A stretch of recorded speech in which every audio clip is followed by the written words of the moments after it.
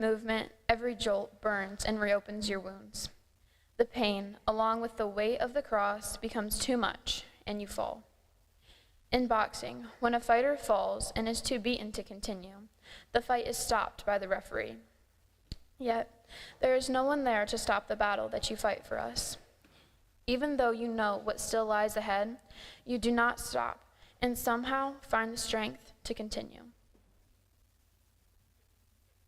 How many times have I fallen in my walk? Too many to count, I'm sure. So many times when I fall, I don't feel like getting back up and trying again. There are too many temptations that I am faced with that feel too fun and easy to do because so many around me are doing them. Jesus, help me to remember your courage and perseverance when you fell. Give me the courage to get back up when I fall. Help me remember that it is worth it to live as you lived.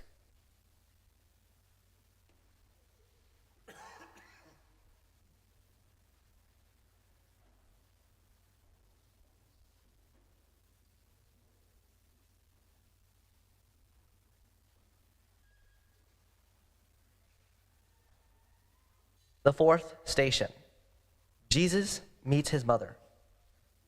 Amid all the shouts and jeers in the crowd that move like a wave in your mind as you struggle to remain conscious, one voice stands out. At first, it is so faint that you wonder if it is real.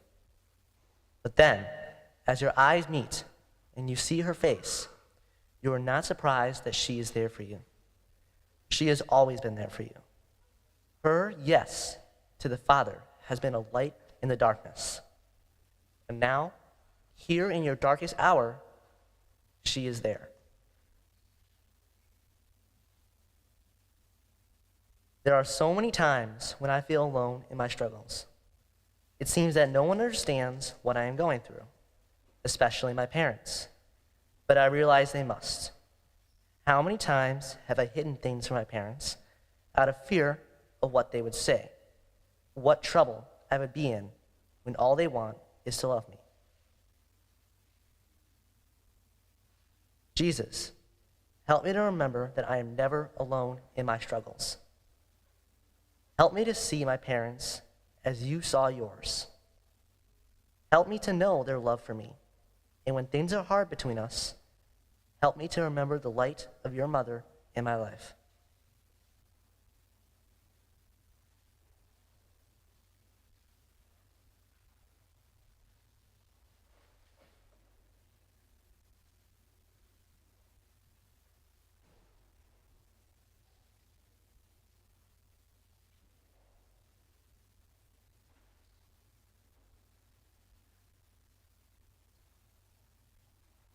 The fifth station.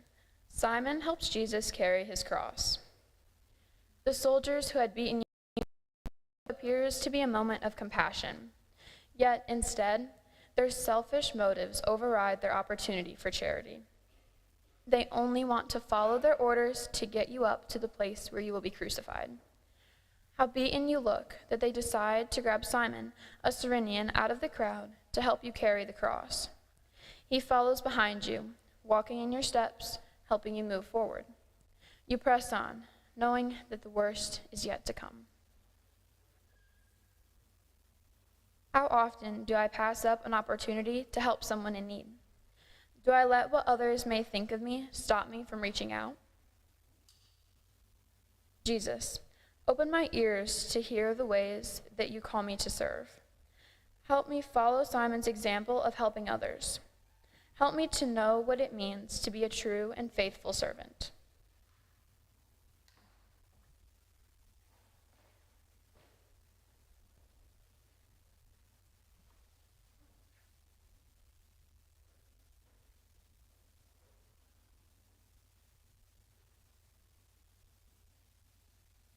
The sixth station.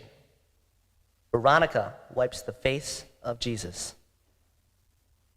By now, the thorns cut so deeply into your head that even seeing where you should step next is almost impossible. Up to this point, all who approach you, other than your mother, either shout at you or spit in your face. As Veronica approaches, she walks differently than the others. As she reaches out her hands and wipes your face with her cloth, suddenly her face of compassion becomes clear. No words are necessary. Both your eyes say it all. For in that moment, your dignity as a man is restored. How many times have I forgotten that each person is made in your image and likeness, and therefore deserves my respect? Do I make other objects of my pleasure and ignore their humanity? Veronica courageously stepped forward and dared to treat you differently than everyone else. Could I do the same? Jesus, help me to see your presence in others. Give me the courage to follow Veronica's example of treating others with love, even when no one else does.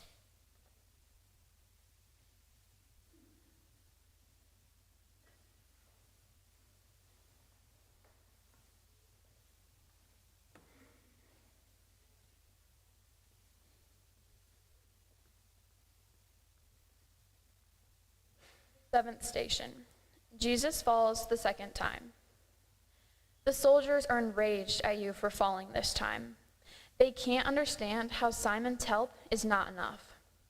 In their anger, they hit you again and again before they remember that you have to be alive to be crucified. The beating stops, but the shouts and taunts become louder and harsher. At this moment, you can stop this. You are the Messiah and have the power to reveal yourself to everyone there. But you know that it would not fulfill all that is written about you. You know that you must be faithful to all of the Father's promises to his people. Remembering your love and your faithfulness, you get up. And now, with your wounds full of dirt and each step embedding it deeper, you keep going. How many times have I failed to follow through on my promises? Or worse yet, how often have I lied, even to the people I care about? Do I remember your faithfulness even when I fail? Jesus, help me to believe in your faithfulness and love for me. Give me the grace to follow through on my word to others. Help me to be a person of integrity.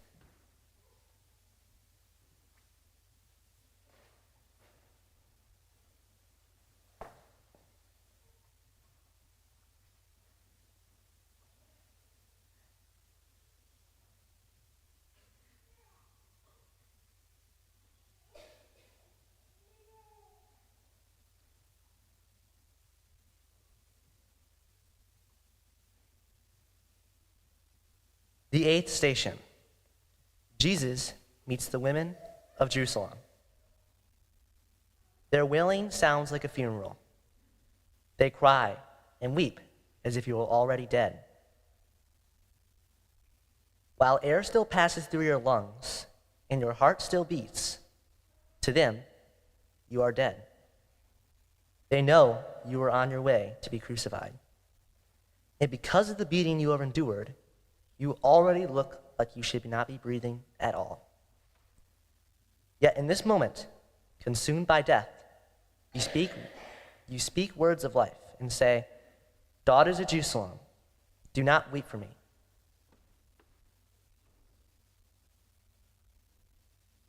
Do I listen to your words in my life? How often have the things I've watched or listened led me away from you? Have I allowed the gospel of life to reign in my heart? Jesus, help me to listen to your words of life. Show me ways that I can put you first.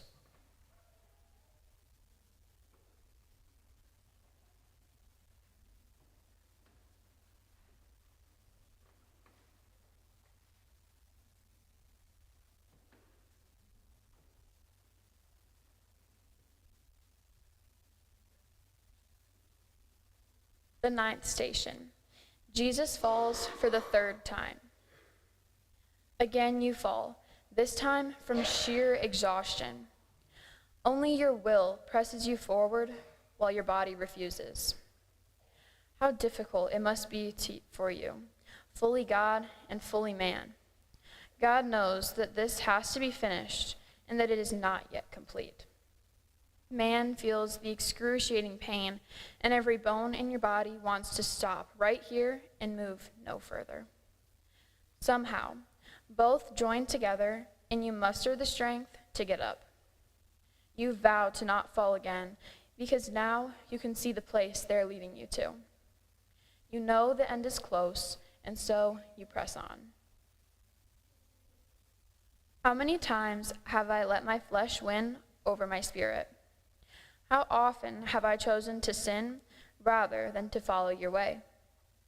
Was it my sin that became too heavy that you fell this third time? Jesus, help me to follow your ways. Help me remember your victory over my sin. Give me the grace to recognize when I sin and the desire to sin no more.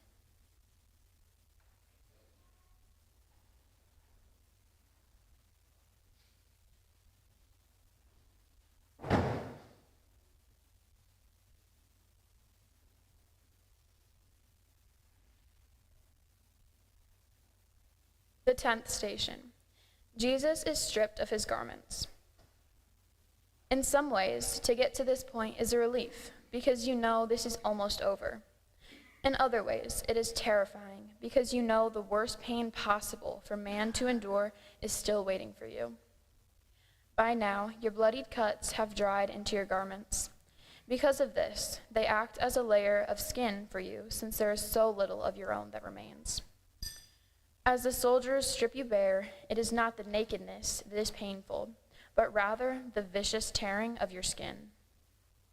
The cuts that had closed now reopen, and once again a river of blood runs all over your body. You are stripped of your dignity as a man, for even animals are given a swifter, less painful death. How often have I judged others by the way they look or what they are wearing? Do I find my own self-worth and self-identity by the clothes I wear or the way I look? Jesus, help me to look past the outside of others. Help me not to judge them by how they look or what they wear. Help me to find my self-worth and identity in you.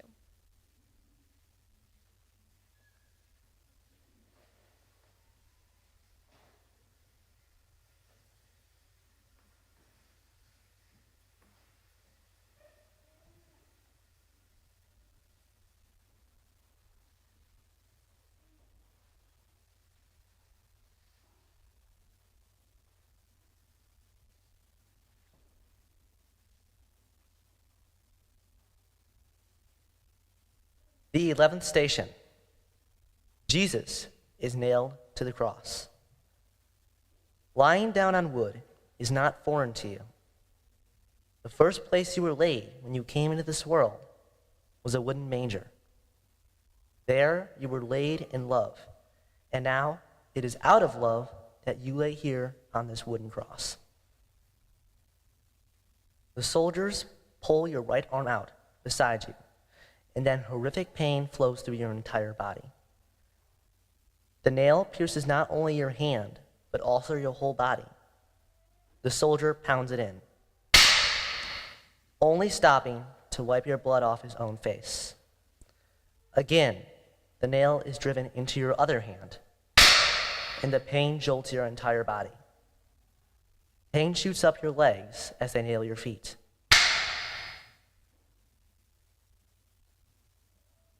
In reflection, I am angered by the soldiers. I can't understand why they are doing this to you. And yet, what is hardest to realize is that not only am I in the crowd watching all of this, but I'm also the one of them nailing to you to the cross. How many times has my sin become a strike of the nail into your body? How often do I turn away from your mercy? Jesus, I'm sorry for nailing you to the cross with my own sin. help me to seek your forgiveness and mercy for the times that I sin.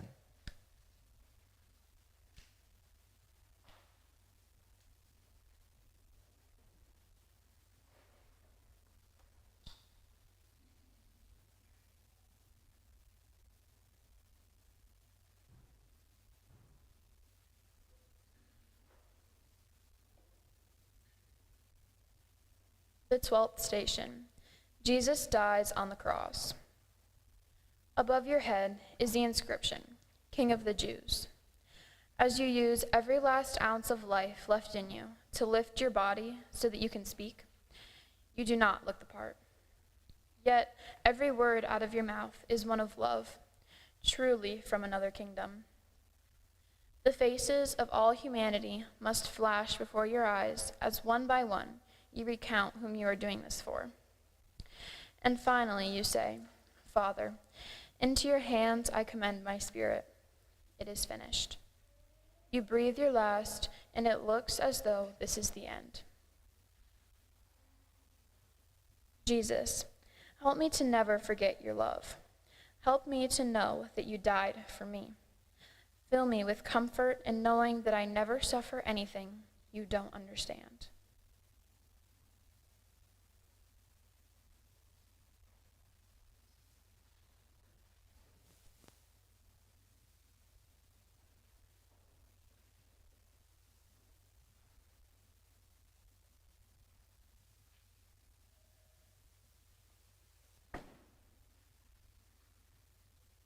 Thirteenth station. Jesus is taken down from the cross. The first arms that held you in this world are also the last. Your mother was told a sword would pierce her heart the day she presented you as an infant to the Father. Now, as she holds your body that is mangled beyond recognition, she sees not only the man she now holds, but also the child she held in her heart and is pierced. Your comfort to her will come, but in this moment, she has only the Father to be with her in her sorrow and pain. All hope seems gone.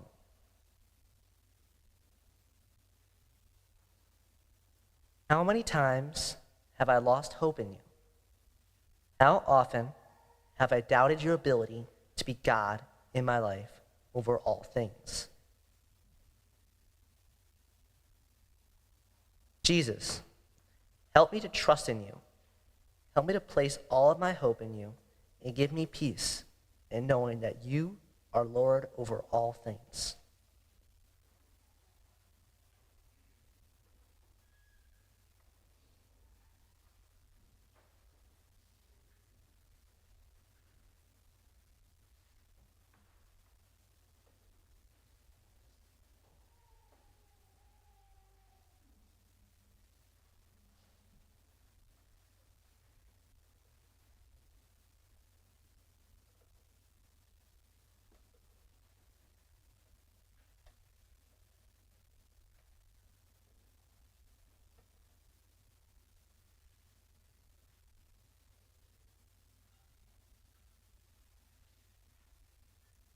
The 14th station.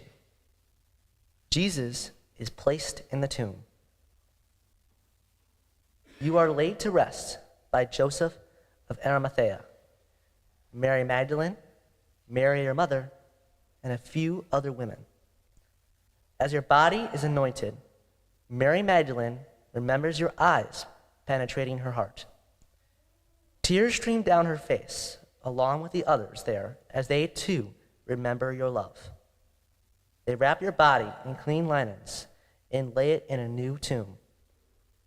The stone is rolled over the entrance, and now it surely is the end. Up to this point, death is final, while those you have lived with, laughed with, and cried with are in their heightened sorrow, believing all is over. You are conquering sin and death.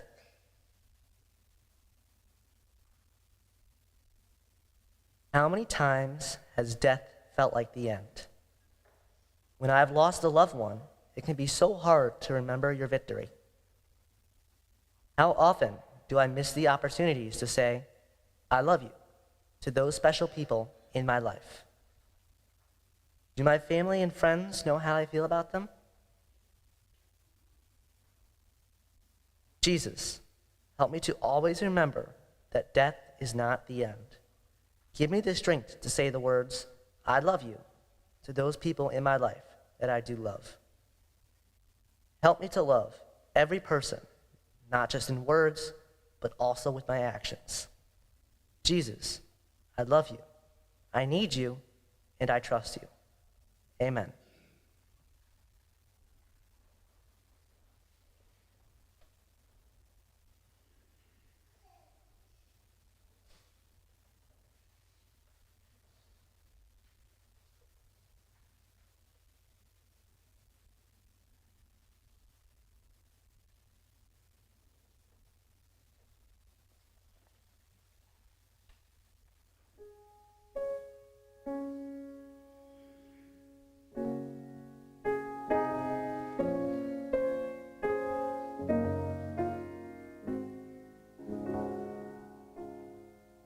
Were you there when they crucified my Lord? Were you there when they crucified my Lord?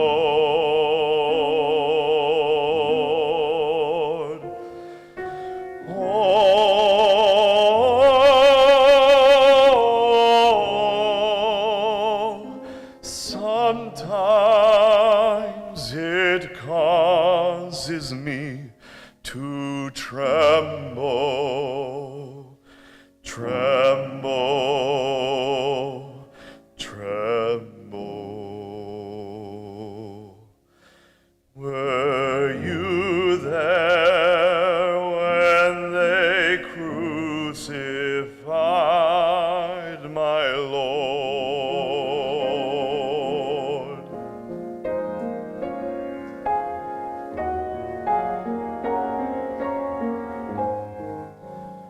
Were you there when they laid him in the tomb? Were you there when they laid him in the tomb?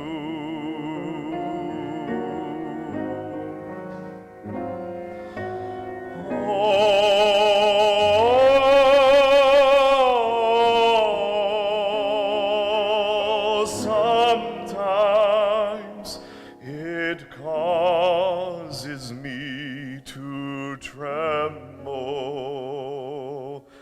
tremble, tremble. Were you there when they crucified my Lord?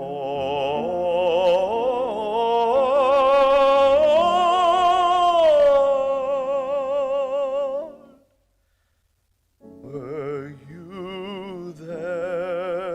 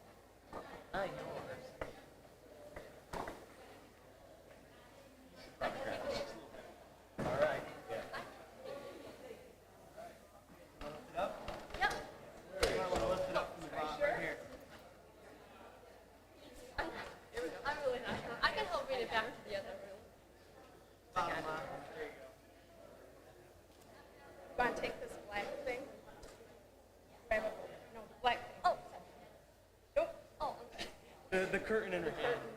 Oh, this? Yeah. Can you grab the whole thing?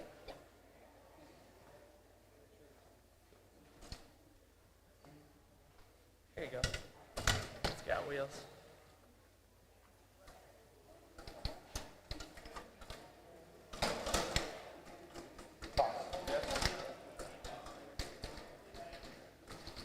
That base is too heavy for me. Tabernacle is in the.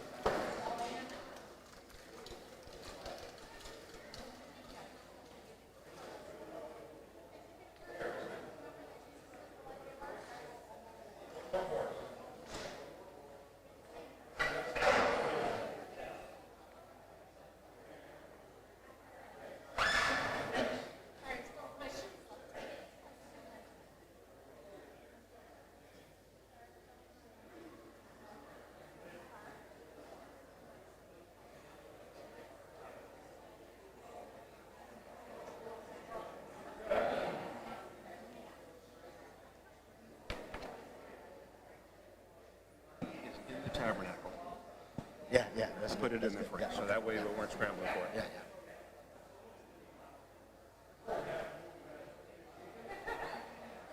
Kneelers in front, right? Yeah, yeah, yes. So we need those two kneelers right there brought in front.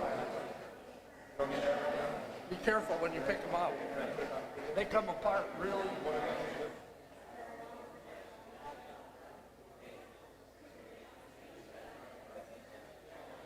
And then will we need purificators for wiping the cross? Yeah, we need those. Okay, I'll put them over in the table.